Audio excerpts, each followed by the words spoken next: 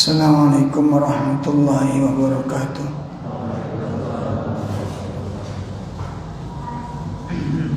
Alhamdulillahi rabbil alamin,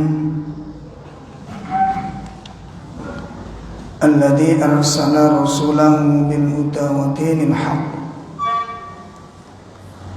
liyudhhirahu 'ala ad-dini kullihi walau karihal musyrikun. Asyhadu an la ilaha illallah wahdahu la syarika lah wa asyhadu anna Muhammadan abduhu wa rasuluh. Ya ayyuhalladzina amanu taqullaha haqqa tuqatih wa la tamutunna illa wa antum muslimun. Ya ayyuhalladzina amanu taqullaha wa qulu qawlan sadida yuslih lakum a'malakum wa yaghfir lakum dhunubakum wa man yuti'illaha wa rasulahu faqad faza fawzan 'azima. Amma ba'd, fa inna asdaqal hadits kitabullah wa khairal hadi hadi Muhammadin sallallahu alaihi wasallam wa syarrul umur muhdatsatuha wa kullu muhdatsatin bid'ah wa kullu bid'atin dhalalah wa kullu dhalalatin finnar.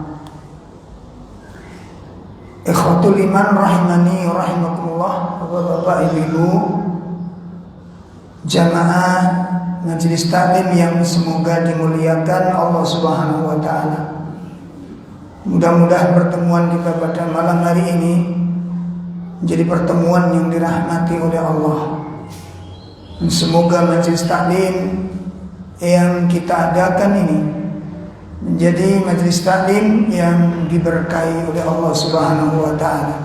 Amin ya rabbal alamin. Ikhwatul iman rahimani wa rahimakumullah, sebagai seorang muslim wajib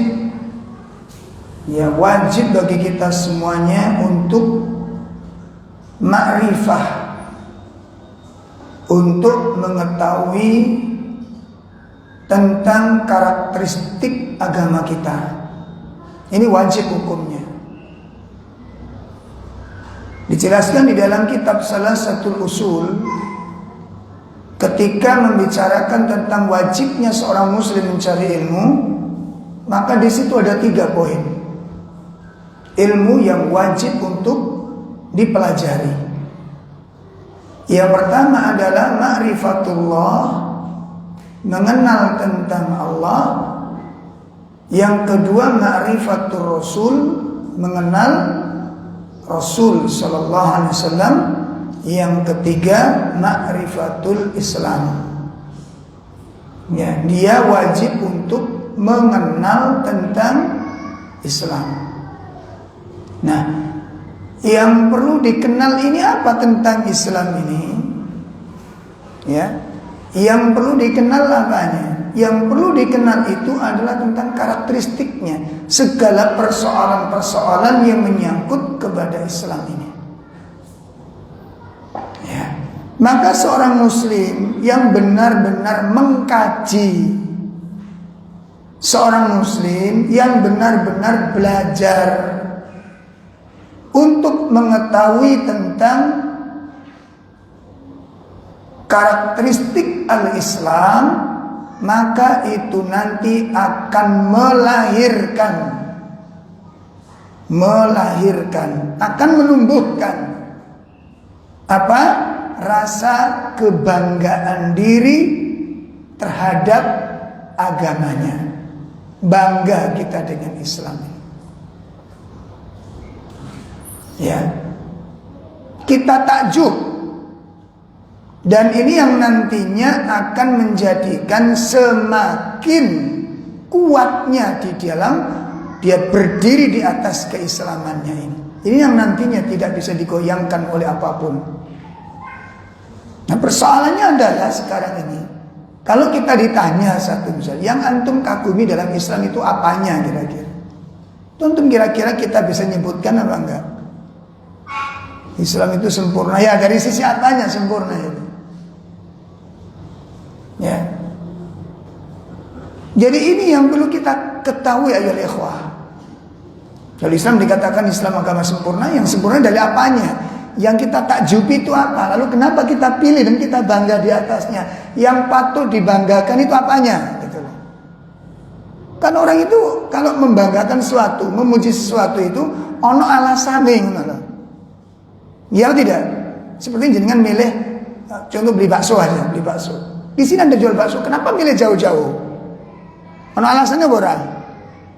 Dalam ada alasan yang bisa kita sampaikan hujahnya itu ada. Anak sekolah, banyak sekolah, tapi kita milih. Kenapa kita pilih? Gitu loh. Yang ini nanti bapak-bapak, ibu-ibu sekalian, yang menjadikan orang itu kokoh di atas Islam itu di sini. Nggak goncang. Nggak goncang. Ya, sama dengan ngaji ini. Kenapa kita milih manhaj ini? Ustaz, delok semangati. Lo kok semangati? Alasannya apa? Ini yang nanti akan mengungkapkan keindahan. Ya, dan yang menjadikan seseorang nanti itu apa? Bangga dengan keislaman ini. Patut dibanggakan. Itu karena dia tahu ilmu tentang kesempurnaan Islam. Maka pada malam hari ini sengaja kita akan bahas tentang indahnya syariat Islam. Ya, sebagaimana yang telah dijelaskan oleh Nabi SAW, al-Islam ya'lu wa la yu'la. Islam itu tinggi dan tidak ada yang bisa mengungguli ketinggian Islam ini. Islam itu sangat tinggi dan tidak ada yang bisa mengungguli ketinggian Islam. Dari sisi apanya? Dari segala hal. Baik syariatnya, hukum-hukumnya, aturan-aturannya, perintah-perintahnya maupun larangan-larangannya. Nah, di antara keagungan syariat Islam, di antara keagungan syariat Islam adalah semua urusannya, hukum-hukumnya, aturan-aturannya, adab-adab yang diajarkannya, perintah-perintah dan semua larangannya, itu adalah membawa kepada kemaslahatan semua manusia, bukan cuma umat Islam. Ya, hukum-hukumnya, syariat-syariat, aturan-aturannya, perintah-perintahnya, sampai larangan-larangannya, itu membawa kemaslahatan kepada semua manusia.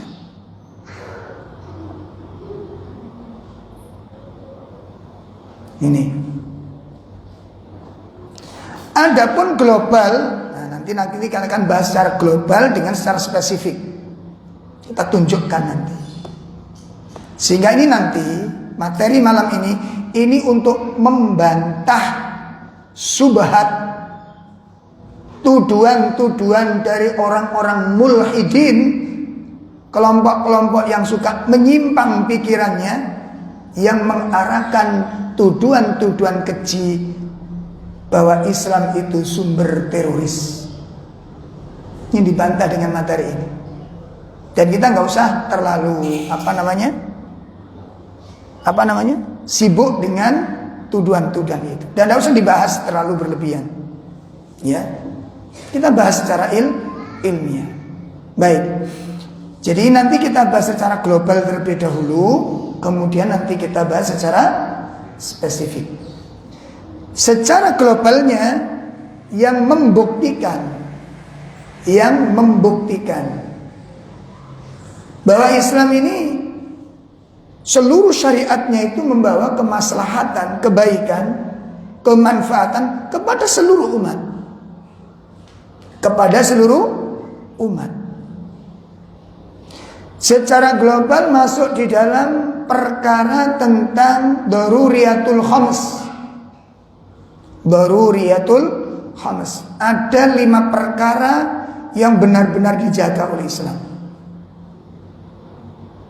Ada berapa? Ada 5 perkara yang benar-benar dijaga oleh Islam. Ini secara global dulu ya.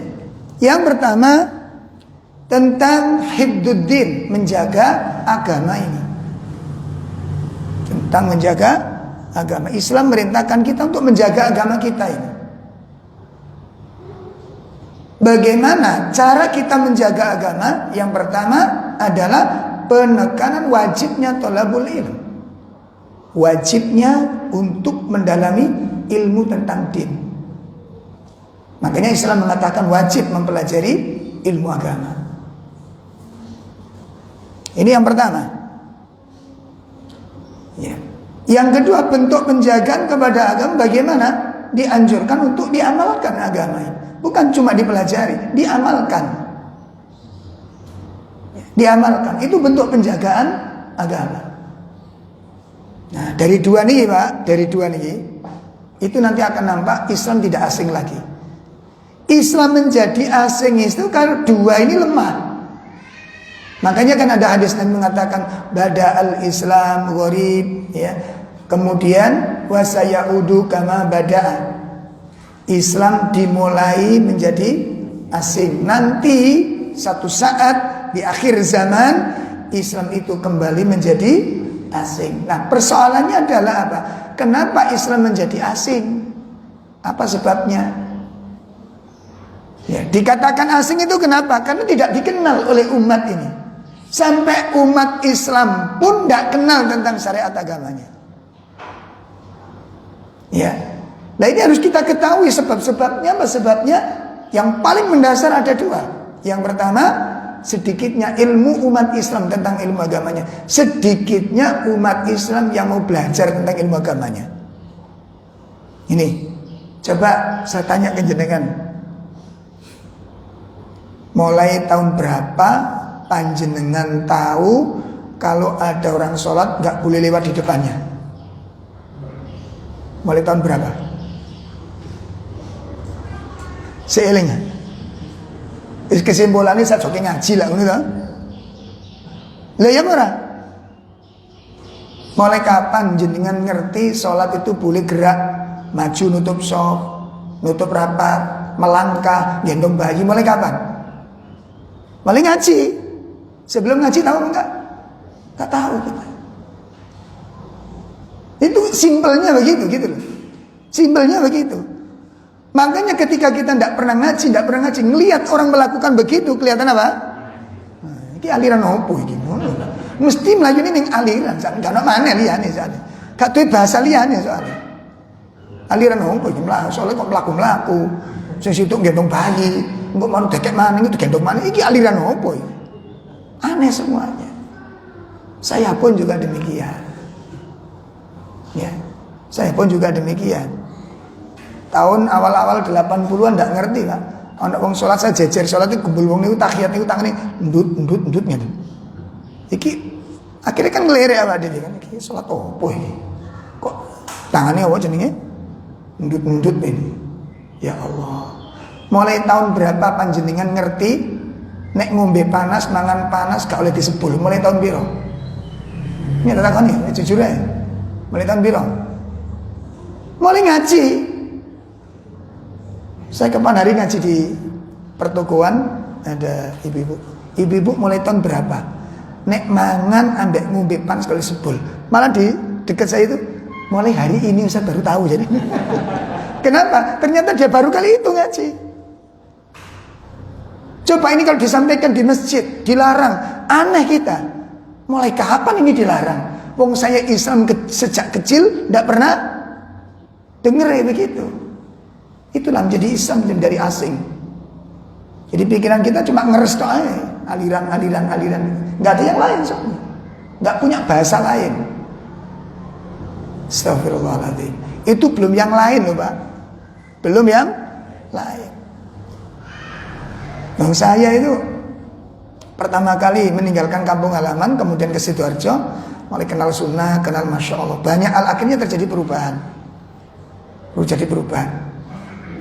Nah, tetangga saya, depan rumah saya pas itu orang Nasrani. Hari raya ke rumah saya. Menurutnya jabatan tangan. Menjabat tangan saya. Mas Raub. Manggil saya itu Om gitu. Om, selamat Idul Fitri ya. Akhirnya saya jawab, Mbak, ngapunten nggih. Jenengan kebagian jabatan tangan dari Jawa aja gitu. Subhanallah, dia ngerti orang Nasrani ini. Oh iya ya. Orang muslim itu kalau bukan mahramnya nggak boleh. Masya Allah, ngerti Pak. Dan nggak ada masalah. Jadi ngerti banget. Ya saya Om yang minta maaf ya, saya minta maaf. Nggih sami-sami ngaten kula. Saya minta maaf loh Mbak dari jarak Jawa. Oh nggih saya sudah paham kok. Ngerti Pak.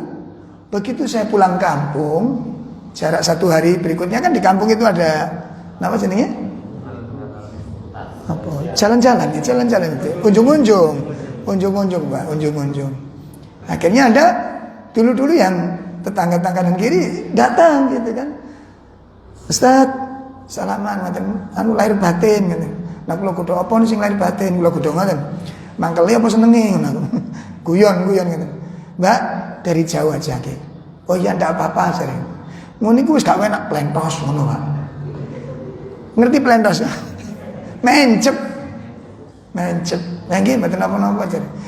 Ngono iku begitu balik ku bisik sing mburi. Beda aliran. Ngono. Beda aliran. Aliran opo iki? Coba jenengan lihat, umat Islam ndak ngerti syariat agamanya sendiri. Kenapa? Apa sebabnya? Ndak belajar. Jadi semakin kita sedikit ilmu tentang agama ini, semakin terbuka luas kita melakukan dosa dan kesalahan karena ketidaktahuan kita. Belum lagi tuduhan-tuduhan yang tidak baik diarahkan kepada orang yang justru ingin melakukan syariatnya dengan benar. Justru dituduh dengan tuduhan yang bermacam-macam. Subhanallah. Lho ngeten dikon kula mbak sampeyan dijak ngaji ku wangel macam-macam. Musibah Pak, gak gelem ngaji ku musibah. Gak kenal blas tentang syariat ini. Lho ngeten lho. Nah, rorone kok teko ceramah itu kok Pak Ustaz. Pak Ustaz ceramah niku Pak sangat terbatas ilmunya. Wong saya itu ya latar belakang saya sama loh Pak, ya, Islam tradisional. Ngaji tunggu ketika menyampaikan materi itu sedikit sekali ayat yang dibahas niku. Nah yang lain itu ngomong sih enggak ya kurang bermanfaat bagi saya itu. Bahkan kadang guyon ngalor ngidul gak bahkan jorok dibahas di situ, itu malah kesenangan hobi kita ngrungokno ngajian kata ngoten kuwi. Gak mendidik sama sekali. Ya, gak mendidik sama sekali. Aurat itu dibahas di situ. Dan orang seneng gitu. Lah ngene iki sing ngelingne sapa?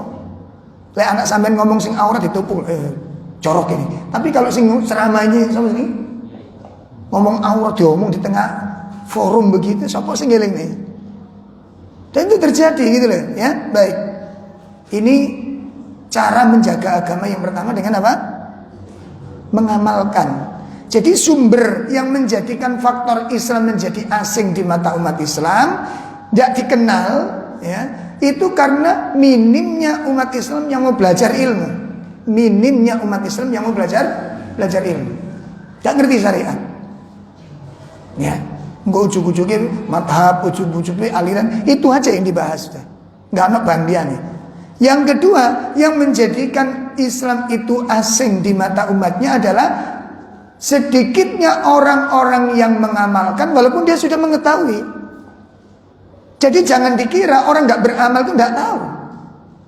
Bisa jadi ngerti, nah itu dilarang. Cuma kadang-kadang takut dicap masyarakat atau gak diundang masyarakat. Kalau dia kelasnya ustadz, jangan dikira gak tahu tentang hukum. Bisa jadi tahu, tapi takut karena penilaian masyarakat akhirnya tidak diamalkan dan tidak disampaikan.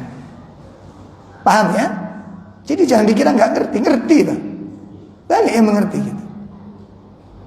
Ya, seperti para tokoh-tokoh yang mencaci maki, menghujat, membenci orang-orang yang ngapunten celana cingkrang. Lah saya itu ngamalkan itu dulu itu dari kitabnya Imam Nawawi. Lah Imam Nawawi itu mazhabnya siapa? Mazhab Syafi'iyah. Coba dibaca kitab Riyadhus Shalihin bab pakaian. Ya. Bab apa?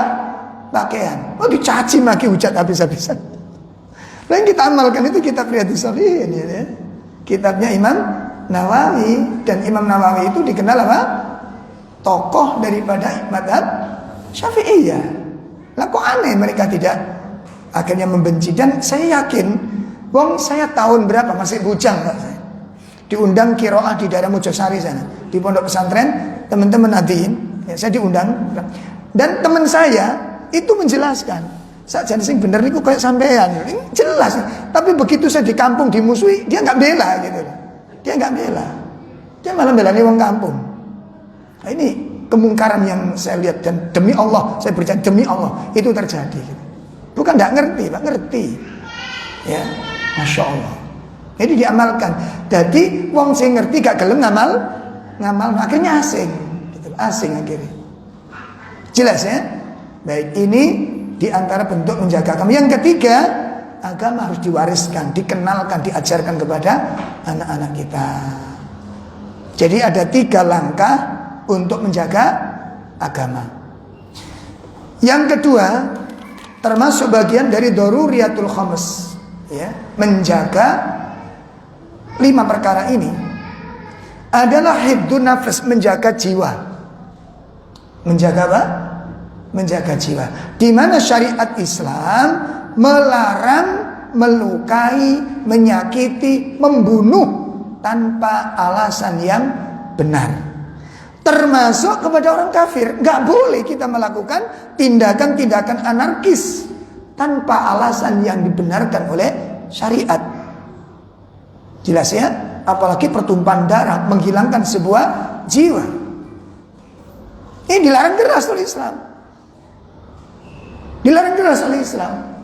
Bahkan Nabi mengancam, ya, man qatalal mu'ahadan, barang siapa yang membunuh kafir mu'ahad,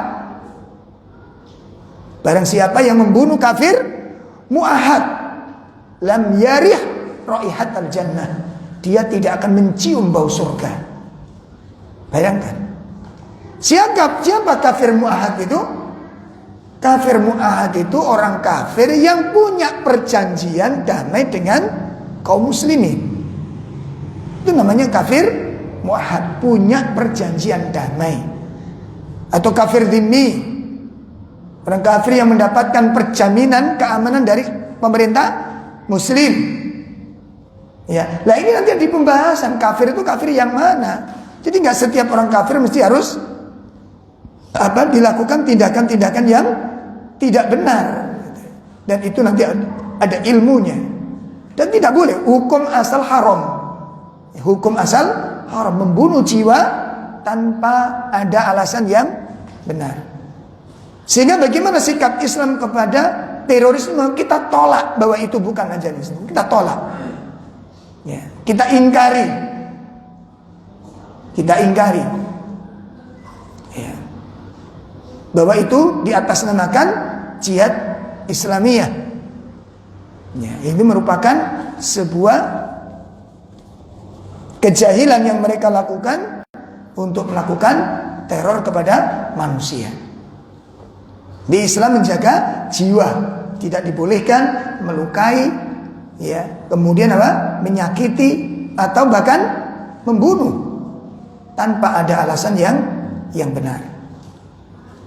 Dan bikin teror bukan sebuah syariat yang dibenarkan oleh syariat, tidak dibenarkan oleh syariat. Bahkan nanti ada pembahasan khusus tentang masalah bom bunuh diri ini, ya, ada pembahasan khusus. Kemudian yang ketiga adalah hifdzul akal, menjaga akal.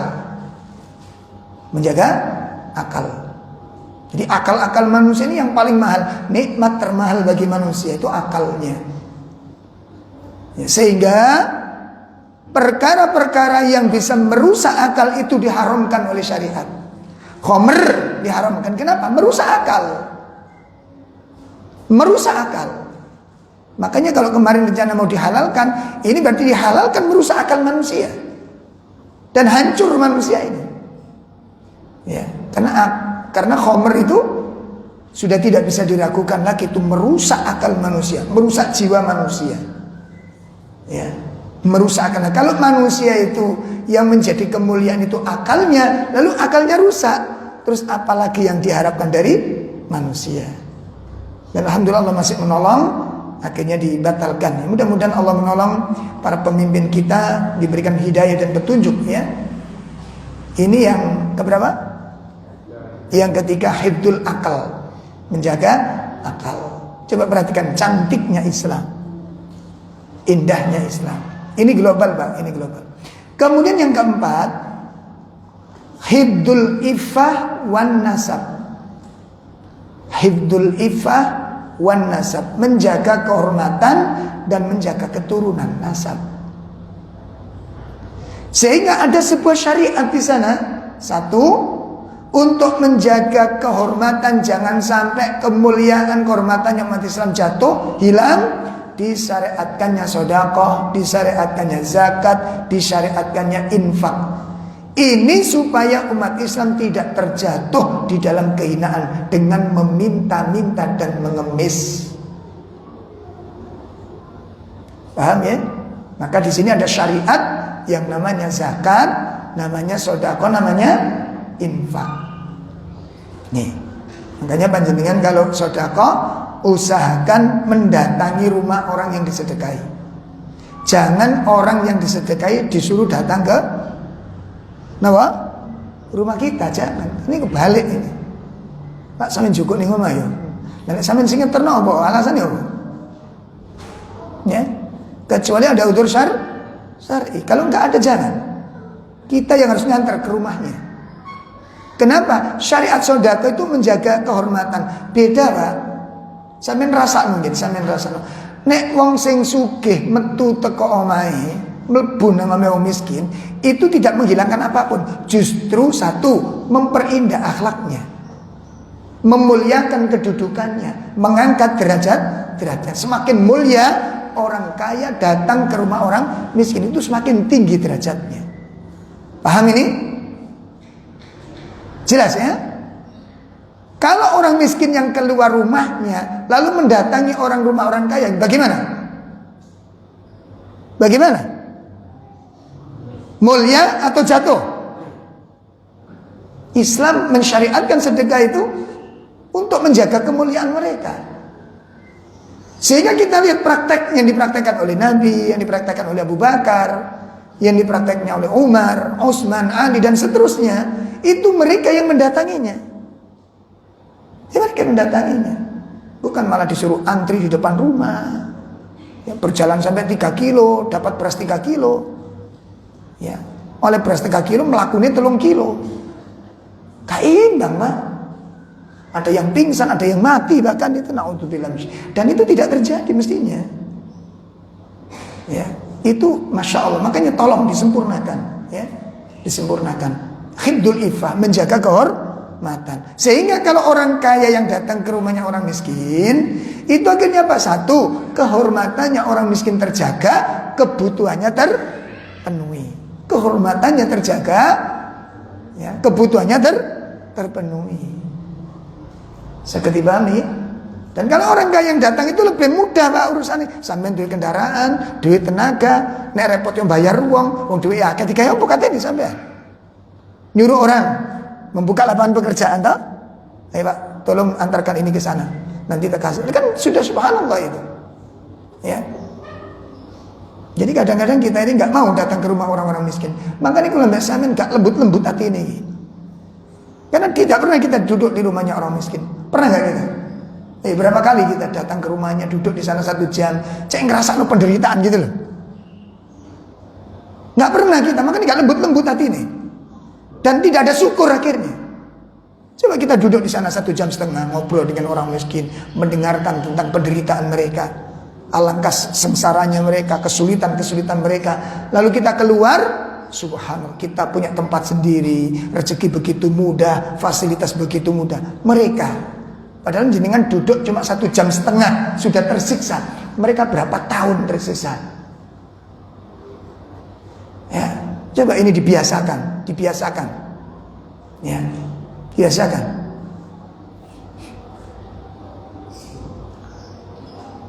Yang keberapa tadi? Yang keempat, menjaga kehormatannya begitu. Kemudian menjaga keturunan, disyariatkannya menikah. Itu untuk kemuliaan dan kehormatan manusia. Kemudian yang kelima adalah khidul mal, menjaga harta. Disyariatkan umat Islam untuk berusaha dengan cara yang baik. Disyariatkannya umat Islam untuk menjaga hartanya dengan cara mencarinya dengan cara yang halal, dengan cara yang jujur. Haram curang, haram menipu, haram riba. Jangan lihat. Ini kalau ditegakkan, Mbak. Ini kalau ditegakkan, tidak ada pegawai mencuri, nggak ada. Termasuk panjenengan yang kerja di pabriknya orang-orang kafir, nggak boleh mengambil hartanya. Terus kadang-kadang apa jadinya ceklok, titip, mana tau? Titip yang ceklek mau disik, kau tukang untuk carry. Haram hukumnya itu, nggak boleh. Jelasnya, Anda mencuri waktu, Anda nggak kerja kok dihukumi kerja, bagaimana? Berapa jam yang Anda sita itu? Terus ada lagi yang pakai surat dokter, pura-pura apa? Sakit, padahal dia tidak sakit. Nggak boleh, nggak boleh. Hukumnya haram. Harta yang Anda ambil itu haram. Jelas ya? Nggak sampai alasan ini, Ustaz, pakai wong kafir. Perjanjiannya sampai di Islam terikat dengan perjanjian. Gimana perjanjiannya gimana?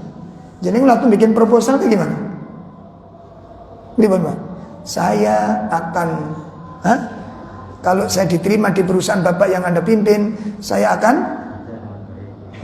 itu kan sesuai dengan aturan dan yang diperlakukan di perusahaan tersebut. Kan begitu.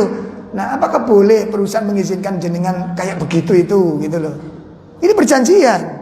Dan Islam memegang erat perjanjian walaupun dengan orang-orang kafir. Tidak boleh, sehingga tidak boleh. Jelas? Nah, sing wis wingi tobato aja dibaleni mana surat dokter ini kak loro ya kak, tapi loro hati Ustaz ya cuma masuk ngono Pak. Loro hati masuk ke surat dokter. Ya. Nah, dari secara global ini saja sudah bisa kita rasakan bagaimana seandainya kita bertetangga dengan seorang muslim yang faham dengan syariatnya, akan aman, Pak. Aman. Baik, ini secara global. Jadi masuk di dalam daruriyatul khams. 5 perkara yang dijaga oleh Islam. Adapun secara spesifik nanti akan kita jelaskan setelah adzan Isya terlebih dahulu insyaallah.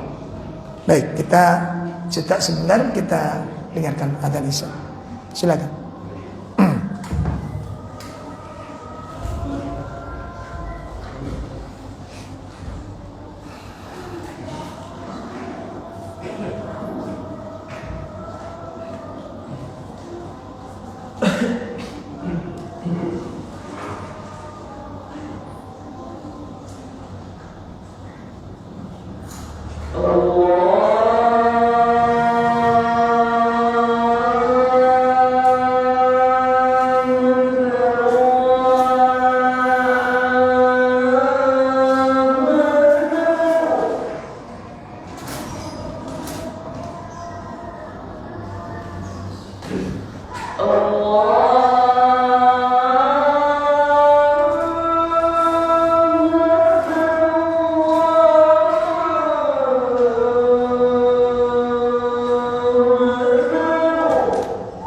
Allahu Akbar.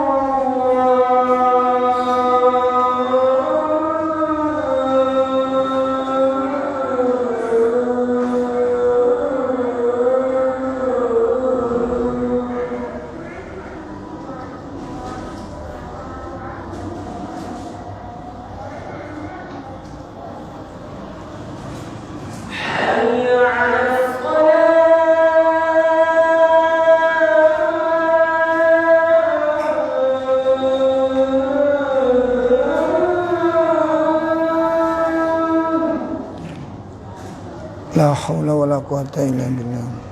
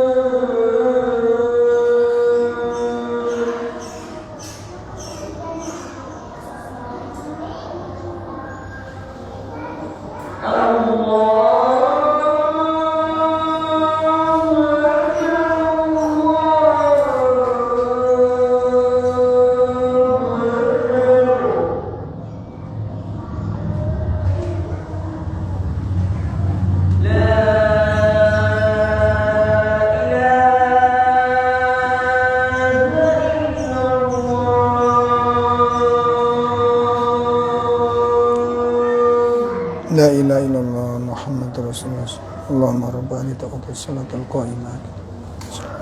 Basmakum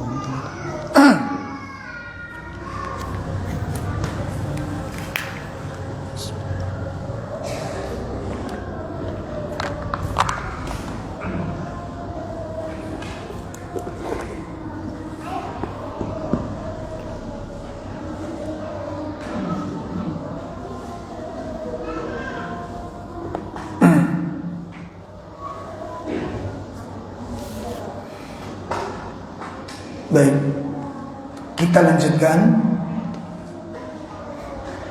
Sekarang kita akan bahas secara spesifik tentang keagungan indahnya syariat Islam ini.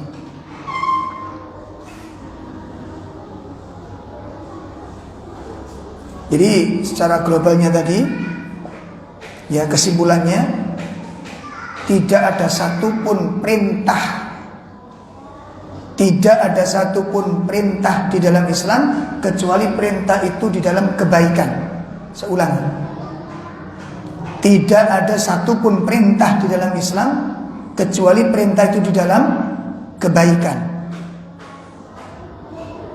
Jadi semua amal-amal yang baik itu semuanya diperintahkan di dalam Islam tanpa kecuali. Semua amal yang baik. sekecil apapun kebaikan tersebut. Ya. Itu yang pertama. Yang kedua, tidak ada satupun yang dilarang oleh Islam kecuali pasti yang buruk. Artinya apa? Semua keburukan dari yang terbesar sampai yang terkecil itu dilarang semuanya oleh Islam. Hal ini sebagaimana dijelaskan oleh Allah Subhanahu wa taala dengan dua dalil utama. Yang pertama, kita lihat di dalam surat 16 ayat 90. Ini sering disampaikan di khotib Jumat biasanya. Kalau khutbah yang kedua menjelang doa itu biasanya ayat ini disampaikan. Ya, Allah Subhanahu wa taala menjelaskan apa?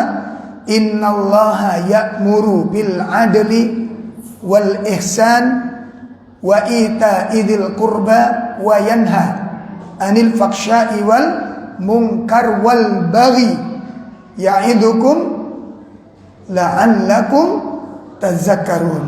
Sudah ketemu? Surat 16 ayat 90. Ya, surat 16 ayat 90. Sudah ketemu?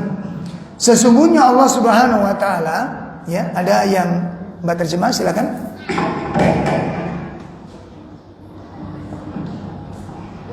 Sesungguhnya orang-orang kafir sesudah beriman. Ayat berapa itu? Ayat 90. Surat 16. Ya.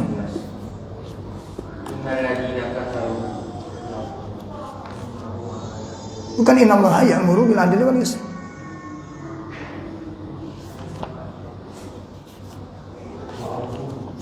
Sesungguhnya Allah memerintahkan ya, berlaku adil. Suratnya mungkin keliru ya. Ya. Ya benar kan? Nah, surat 19 ayat surat 16 ayat 90. Ya. Innallaha ya'muru bil adli wal ihsan wa ita'idil qurba wa yanha 'anil fakhsya'i wal munkar ya'idukum la'allakum tadhakkarun. Sesungguhnya Allah memerintahkan apa? Untuk berlaku adil. Kepada siapa? Kepada semua manusia. Ya, Allah memerintahkan kita berlaku adil. Yang kedua apa? Berbuat ihsan. Berbuat apa? Ihsan kepada semua manusia. Perhatikan ini. Diperintahkan oleh Allah berbuat ihsan kepada siapa? Kepada semua manusia. Ya. Kepada setiap manusia. Kemudian apa? Disuruh memberikan sesuatu kepada kerabat-kerabat kita.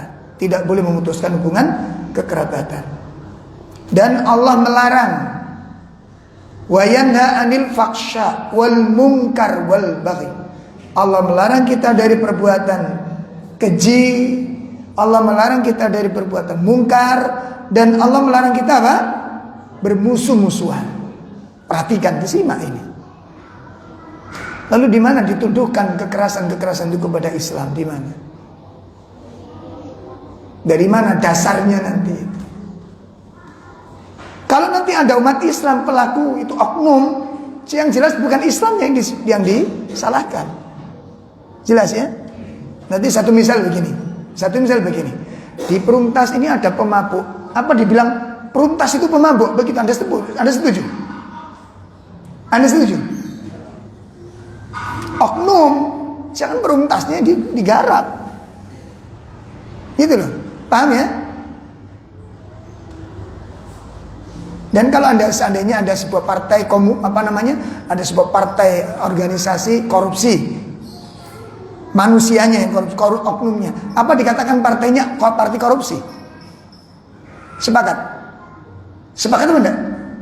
Enggak sepakat kita. Itu oknum. Maka Islam pun demikian. Lihat syariat Islam ini. Lihat syariat Islam. Dan kita sedang belajar untuk mengamalkan ini. Kita tidak dibenarkan menyakiti orang lain tanpa alasan yang benar. Buat ini dalil pertama. Dalil kedua, kita bisa lihat dalam surat 7 ayat 33. Qul innama harrama rabbiyal fawahisha ma dhahara minna wa ma batan. Silakan. Katakanlah Muhammad, Tuhanku hanya mengharamkan segala perbuatan keji yang terlihat dan yang tersembunyi, perbuatan dosa, perbuatan zalim tanpa alasan yang benar, dan mengharamkan kamu mempersekutukan Allah dengan sesuatu, sedangkan Dia tidak menurunkan alasan untuk itu, dan mengharamkan kamu berkata-kata atas nama Allah apa yang tidak kamu ketahui. Katakanlah Muhammad, sesungguhnya Rabbmu, ya, Tuhan kita itu mengharamkan perbuatan-perbuatan yang keji. Fawahis itu dari kata jamak fakhsha, fahisha, ya. Fawahis, semua perbuatan keji itu diharamkan oleh Allah, baik itu yang lahir maupun perbuatan keji yang batin, yang tersembunyi. Semua perbuatan keji diharamkan oleh Allah Subhanahu wa taala. Perhatikan ini. Ini larangan-larangannya. Nah, ini dalil-dalil yang menjelaskan bahwa tidak ada satupun kebaikan kecuali pasti diperintahkan oleh Islam, dan tidak ada kejahatan kecuali pasti dilarang oleh Islam. Nah, sekarang kita nukil dari perkataan dari kitab Usulul Iman yang ditulis oleh Syekh Al-Utsaimin, ya, kita nukilkan. Sekarang jenengan bandingkan nanti yang diperintah dengan yang dilarang. Coba kita belajar. Pertama, ya'muru bis-sidqi wa yanha 'anil kadhbi. Allah memerintahkan kita bersikap jujur. Diperintah oleh Allah jujur. Allah melarang, lawannya apa? Lawannya jujur apa? Nah, dusta, dilarang. Antum bandingkan yang diperintah dengan yang dilarang oleh Allah. Ya. Dan ada ayatnya, ada hadisnya. Ya. Dalilnya di dalam surat At-Taubah 119. Ya ayyuhalladzina amanu taqullaha wa kunu ma'as-shadiqin.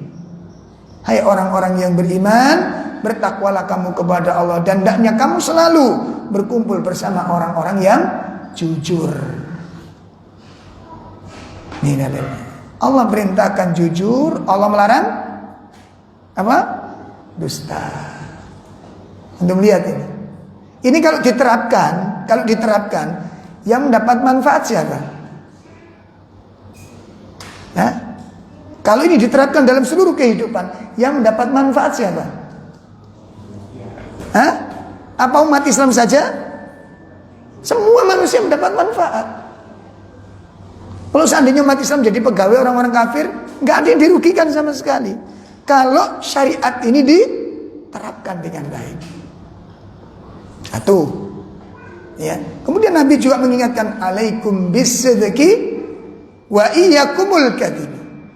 Hendaknya kamu menetapi sifat jujur dan kamu jauhkan diri dari sifat-sifat dusta. Bon, ini poin pertama. Yang kedua, ya'muru bil adli wa yanha 'anil jur. Allah memerintahkan kita untuk bersikap adil, dan Allah melarang kita dari berbuat napa lawannya adil? Apa? Curang. Dilarang oleh Allah. Masya Allah. Sampai Pak, sampai ketika engkau berurusan dengan orang-orang yang kamu benci sekalipun, Masya Allah, sampai kamu berurusan dengan orang yang kamu benci, maka kebencianmu itu jangan sampai menghilangkan sikap adil. Itu tekanan dalam Al-Quran. Ya Allah, ini kalau diterapkan, siapa yang dapat manfaat? Sidan, semua manusia. Dan itu ditegaskan Allah Ta'ala di dalam surat 5 ayat 8. Allah katakan, wala yajrimannakum syana'anu qaumin ala alla ta'dilu, di pertengahan ayat. Jangan sampai kebencianmu kepada suatu kaum menjadikan kamu berlaku tidak adil. I'dilu, bersikap adilah kamu. Karena huwa aqrabut taqwa, karena sikap adil itu lebih dekat daripada ketakwaan. Ini kalau diterapkan, subhanallah. Sekarang coba diterapkan dalam hukum yang ada. Ada nggak yang lebih adil daripada hukum Islam? Kita lihat keadilan-keadilan yang ada, jauh. Yang kedua, yang ketiga, ya'muru bil amanah wa yanha 'anil khiyanah. Allah merintahkan kita untuk bersikap amanah, ya, menjaga sesuatu yang sudah dipercayakan kepada kita. Dan Allah melarang bersikap khianat, apapun bentuk amanah itu. Ini kalau diterapkan, siapa yang mendapatkan keuntungan? Semua. Allah merintahkan kita bersikap amanah dan melarang khianat. Siapapun gak boleh dikhianati. Kalau sudah diberikan amanah, wajib kita menjaga amanah tersebut, karena itu sifatnya orang-orang mukmin.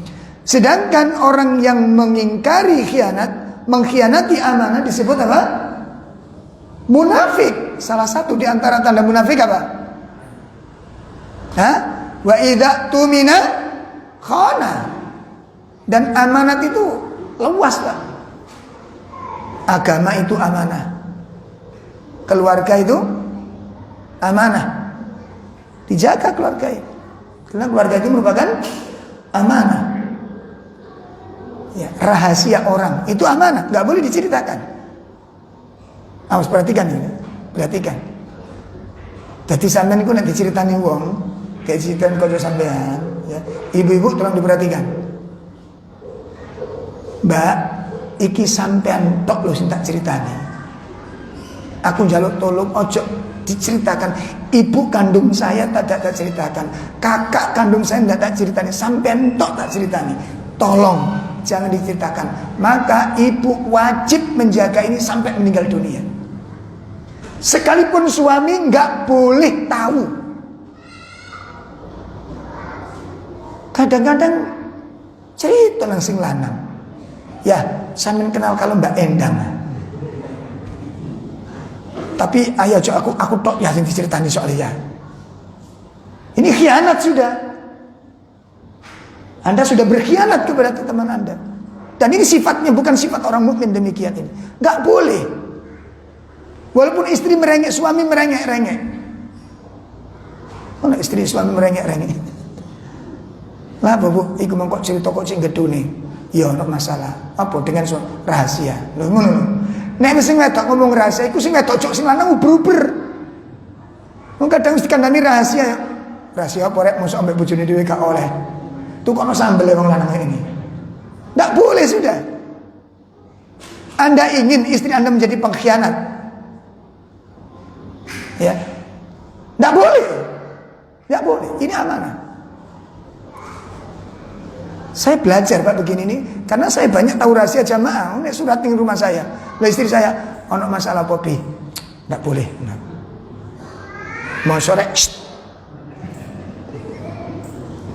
sampean ingin saya menjadi pengkhianat? Ya enggak, ya sudah.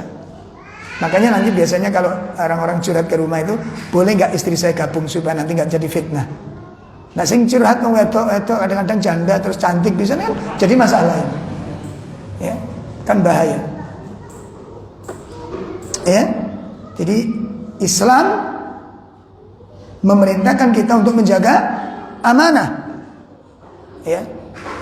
Makanya tolong ibu-ibu, bapak-bapak yang menjenengan menjadi donatur yatim panti asuhan harus tahu tentang manajemennya, harus tahu manajemennya. Kenapa? Sekarang banyak sekali panti-panti asuhan yang eksploitasi anak-anak yatim untuk kepentingan mereka sendiri. Banyak sekali sekarang.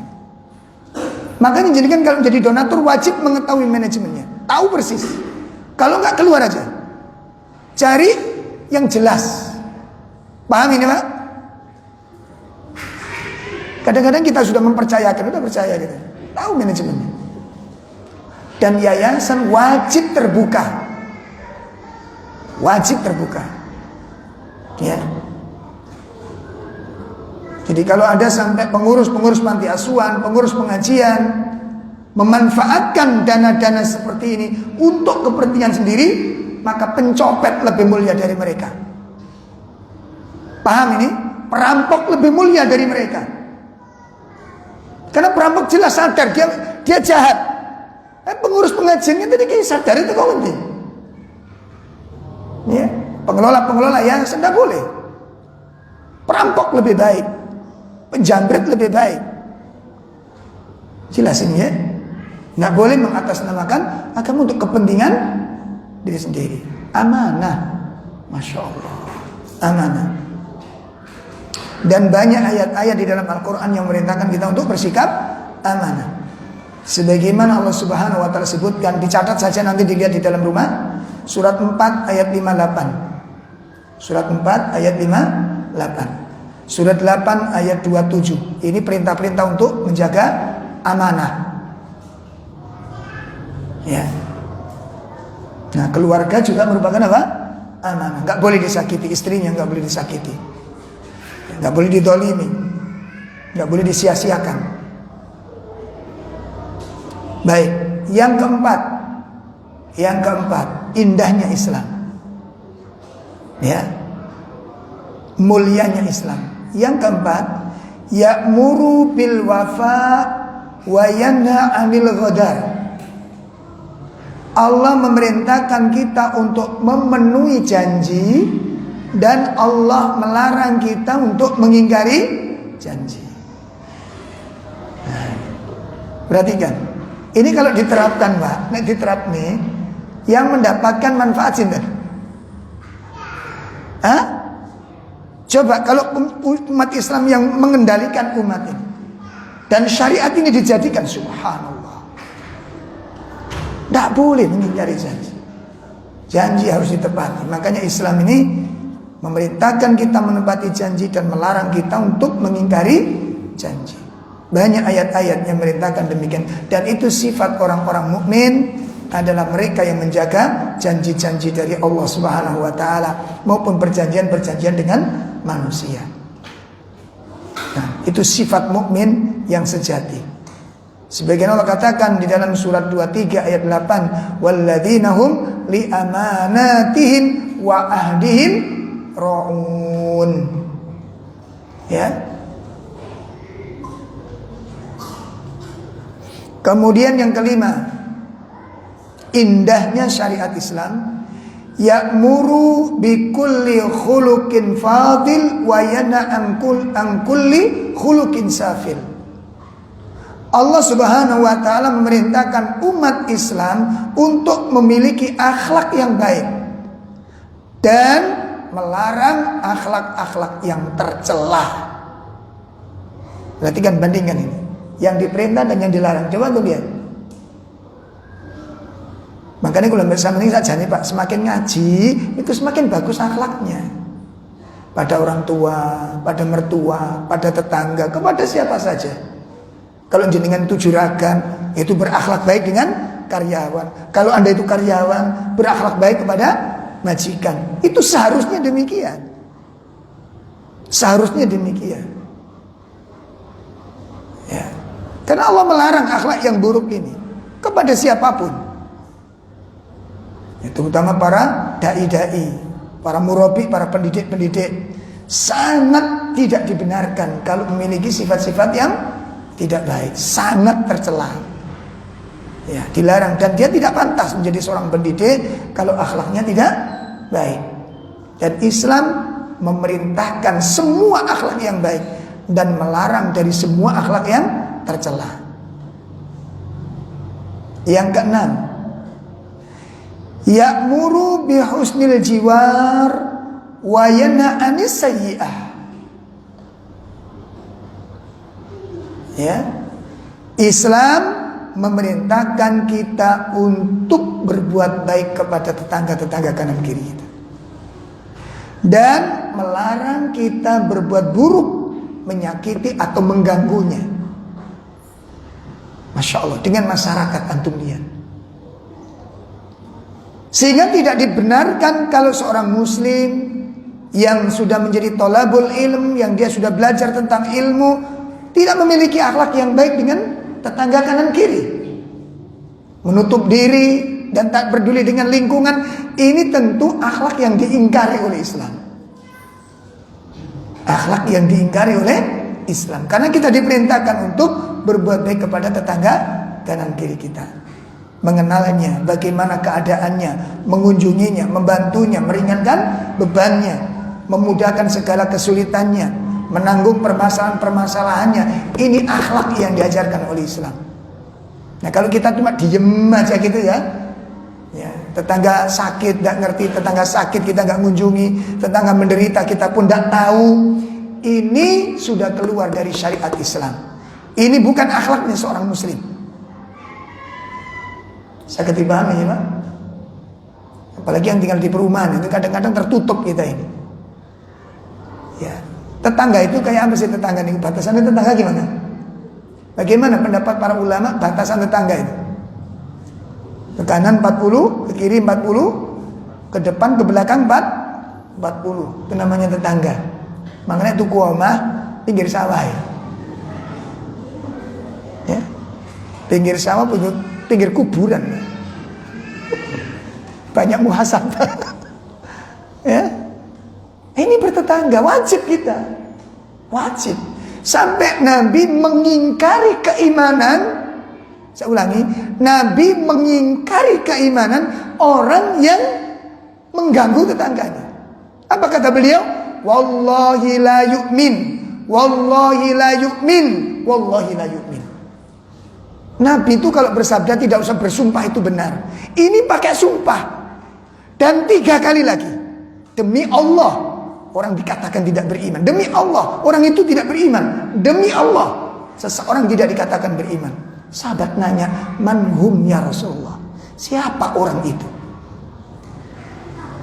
Sampai Nabi bersumpah tentang ketidakimanannya orang tersebut. Ketika sahabat bertanya, manhum ya Rasulullah? Siapa yang Anda maksud? Demi Allah, orang itu tidak beriman. Siapa itu? Man la ya'manu jarahu bawa'iqahu. Orang yang tetangganya tidak merasa aman dari gangguannya. Ayo bapak-bapak yang punya ternak, wis nitip perumahan ternak kambing. Mbok dekek di kandang itu loh.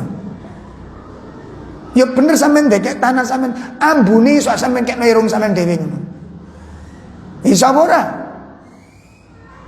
Ya. Nggak boleh gitu.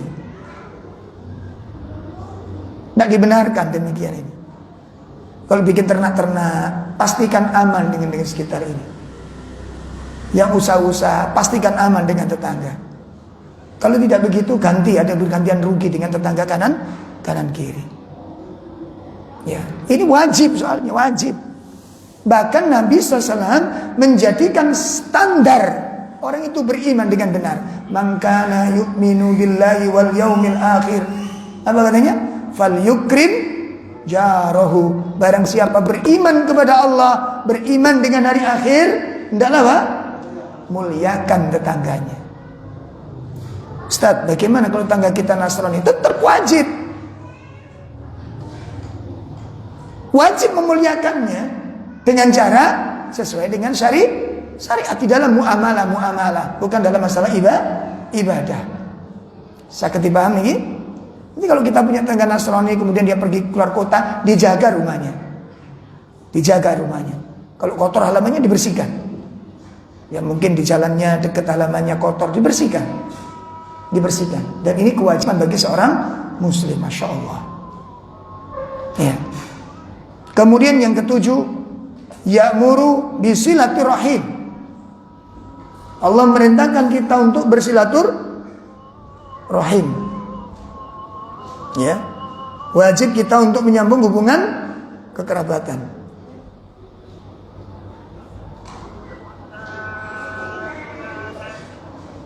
Ya, dan diharamkan memutuskan kerabatan. Masya Allah. Ini Pak, diharamkan putus dengan silaturahim. Allah perintahkan wajib menyambung Hubungan kerabat sampai kerabat-kerabatmu musuhimu. Sekalipun kerabat-kerabatmu apa? Memusuhimu. Nah, dan itu hakikat yang dinamakan silaturahim. Kemudian yang kedelapan, ya betul. Yang kedelapan, Islam menjunjung tinggi nilai-nilai keselamatan dan keamanan. Dan Islam melarang menimbulkan kekacauan dan kerusakan. Cabang iman yang sebanyak 60, antara 60 sampai 70 cabang. Antara 60 sampai 70 cabang. Cabang yang paling tinggi apa, Pak?